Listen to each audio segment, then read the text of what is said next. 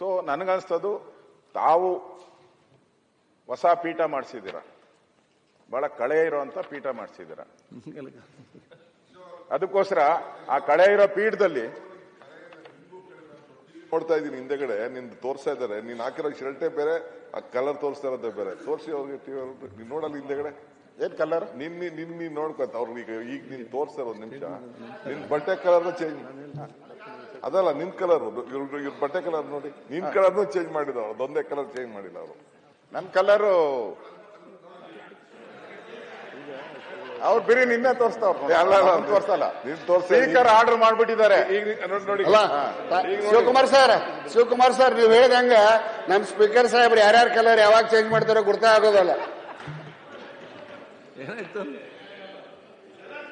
ಈಗ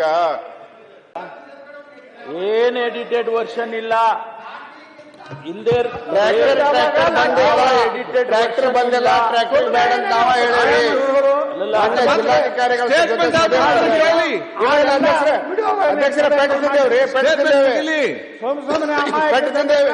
ಆಮೇಲೆ ಮಾತಾಡಿ ನಿಮ್ಗೆ ನೋಡಿ ಸ್ಟೇಟ್ಮೆಂಟ್ ಕೊಡಿ ಕೊಟ್ರೆ ನೀವೀಗ ಆಯ್ತು. ಮತ್ತೆ ಕೇಳು ಕ್ಲಾರಿಫಿಕೇಶನ್ ಮತ್ತೆ ಕೇಳಿ ನೀವು. ವಿಡಿಯೋ ಬಿಡುಗಡೆ ಮಾಡಿ ಯಾರವರು ಕ್ಲಾರಿಫಿಕೇಶನ್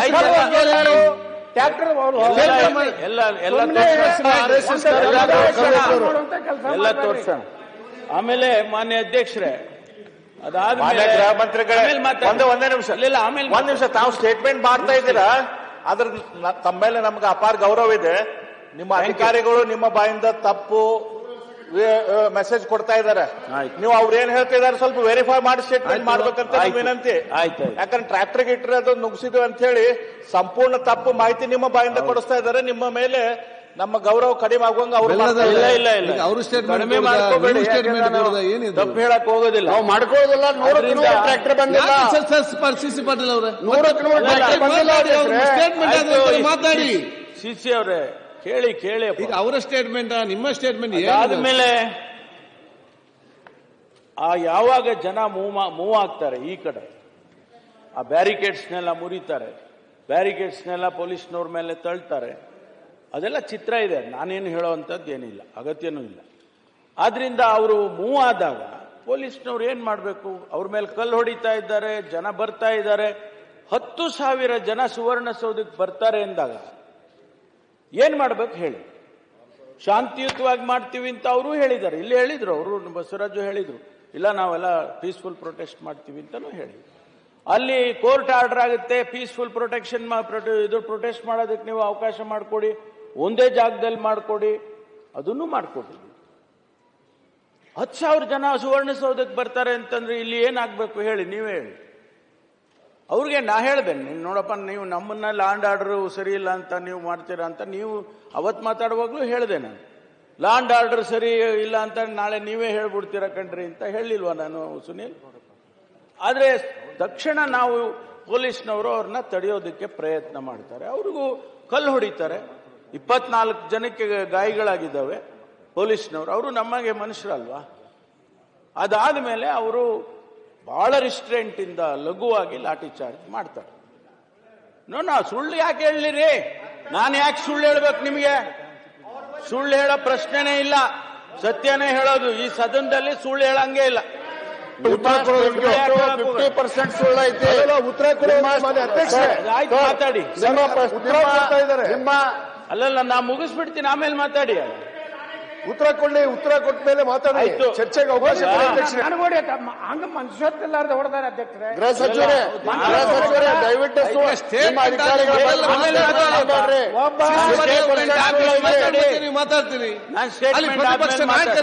ಮಾತಾಡಿ.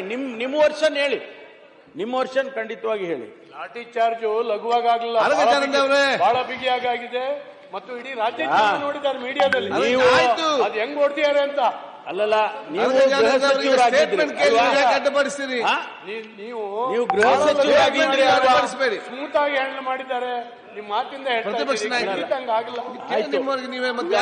ಗೃಹ ಸಚಿವರಾಗಿದ್ರಿ ನೀವು, ಲಾಠಿ ಹೆಂಗಿರುತ್ತೆ ಅನ್ನೋದು ನಿಮ್ಗೆ ಗೊತ್ತು ಅಲ್ವಾ?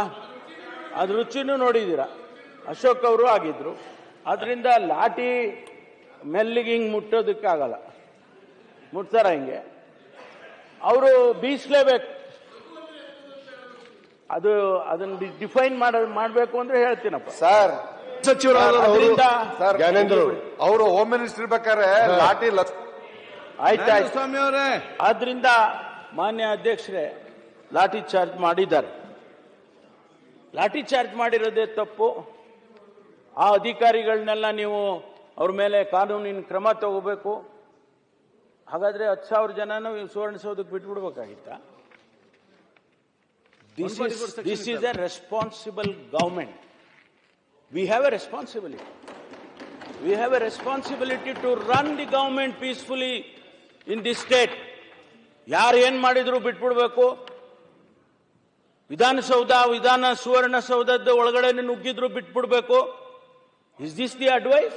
ಸರ್, ಪೊಲೀಸ್ ಪಾಕಿಸ್ತಾನ ಅಂತ ಹೇಳಿದವರು ಪಾಕಿಸ್ತಾನ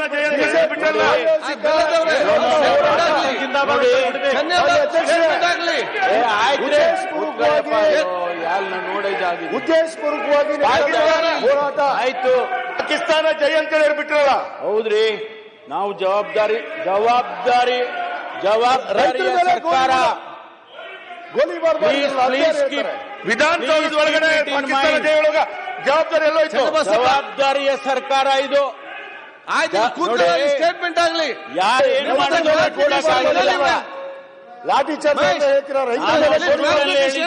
ಕೇಳಿ ನೋಟ್ ಮಾಡಿ ಏನೆಲ್ಲ ಬೇಕಂತ ಶುರುವಿನಲ್ಲಿ ಹೇಳಿದ್ದೀನಿ. ಪ್ರತಿಭಟನೆ ನಿಮ್ಮ ಹಕ್ಕು. ಸ್ಟೇಟ್ಮೆಂಟ್ ಆದ ನಂತರ ಕೇಳಿ. ಪ್ರತಿಭಟನೆ ನಿಮ್ಮ ಹಕ್ಕು, ಬಟ್ ಪೀಸ್ಫುಲಿ.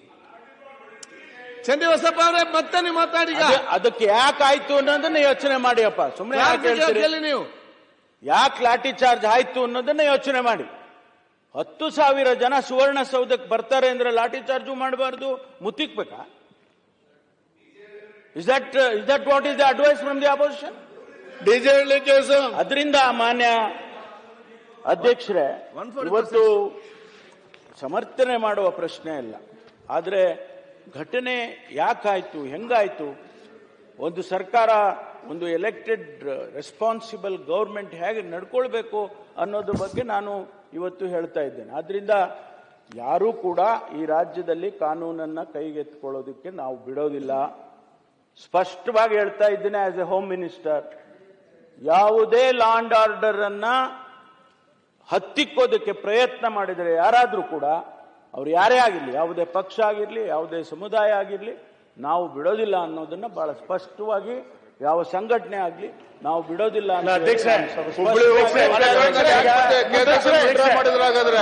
ಇಡೀ ಘಟನೆಯಲ್ಲಿ ಮಾನ್ಯ ಗೃಹ ಸಚಿವರು ಹೇಳ್ತಾ ಇದ್ದಾರೆ, ನಮ್ದು ಬೆಂಬಲ ಇದೆ. ಸಚಿವರು ಪೂರ್ತಿ ಅಲ್ಲ, ನಮಗೆ ಮಾತಾಡಕ್ಕೆ ಅವಕಾಶ ಕೊಡಿ ಅಧ್ಯಕ್ಷರೇ, ನಾವು ಮಾತಾಡ್ತೀವಿ. ಇದ್ರ ಅಧ್ಯಕ್ಷರೇ ಅಶೋಕ್, ಒಂದೇ ಒಂದು ಸಣ್ಣದು. ತಾವು ಹೋಮ್ ಮಿನಿಸ್ಟರ್ ಆಗಿದ್ರು, ಅರಗ ಜ್ಞಾನೇಂದ್ರ ಅವರು ಹೋಮ್ ಮಿನಿಸ್ಟರ್ ಆಗಿದ್ರು. ಈ ಸಿಚುವೇಶನ್ ನಲ್ಲಿ ನೀವೇ ಇದ್ರೆ ನೀವು ಬಿಡ್ತಾ ಇದ್ರಾ?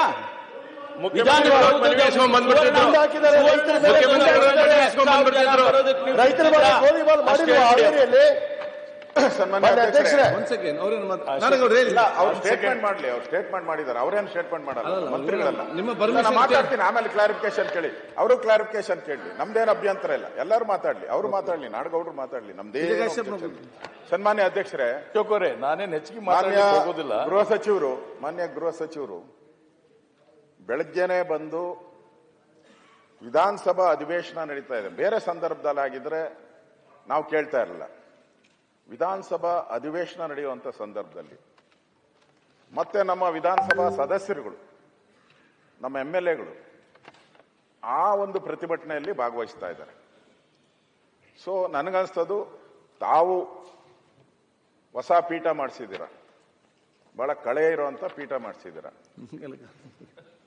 ಅದಕ್ಕೋಸ್ಕರ ಆ ಕಳೆ ಇರೋ ಪೀಠದಲ್ಲಿ ನೋಡ್ತಾ ಇದ್ದೀನಿ ಹಿಂದೆಗಡೆ ನಿಂದು ತೋರಿಸ್ತಾ ಇದ್ದಾರೆ. ನೀನ್ ಹಾಕಿರೋ ಶರ್ಟೇ ಬೇರೆ, ಆ ಕಲರ್ ತೋರಿಸ್ತಾ ಇರೋದೇ ಬೇರೆ. ತೋರಿಸಿ ಅವ್ರಿಗೆ ನೀನ್ ನೋಡಲ್ಲ ಹಿಂದೆಗಡೆ ಏನ್ ಕಲರ್ ನೀನ್ ನೋಡ್ಕೊತ ಅವ್ರಿಗೆ ಈಗ ನೀನ್ ತೋರಿಸ್ತಾ ಇರೋದು ನಿಮಿಷ. ನಿನ್ ಬಟ್ಟೆ ಕಲರ್ ಚೇಂಜ್ ಅದಲ್ಲ, ನಿನ್ ಕಲರ್ ಇವ್ರ ಬಟ್ಟೆ ಕಲರ್ ನೋಡಿ, ನಿನ್ ಕಲರ್ನು ಚೇಂಜ್ ಮಾಡಿದವ್ರು, ಅದೊಂದೇ ಕಲರ್ ಚೇಂಜ್ ಮಾಡಿಲ್ಲ ಅವರು. ನನ್ನ ಕಲರು ಅವ್ರು ಬಿರಿ ನಿನ್ನೆ ತೋರಿಸ್ತಾವ್ರು ಅಲ್ಲ, ಅಲ್ಲ, ತೋರ್ಸಲ್ಲ ನೀನ್ ತೋರ್ಸಿ. ಸ್ಪೀಕರ್ ಆರ್ಡರ್ ಮಾಡ್ಬಿಟ್ಟಿದ್ದಾರೆ. ಈಗ ನೋಡಿ ಅಲ್ಲ ಶಿವಕುಮಾರ್ ಸರ್ ನೀವು ಹೇಳ್ದಂಗ ನಮ್ ಸ್ಪೀಕರ್ ಸಾಹೇಬ್ರು ಯಾರ್ಯಾರ ಕಲರ್ ಯಾವಾಗ ಚೇಂಜ್ ಮಾಡ್ತಾರೋ ಗೊತ್ತಾಗೋದಲ್ಲ. ಈಗ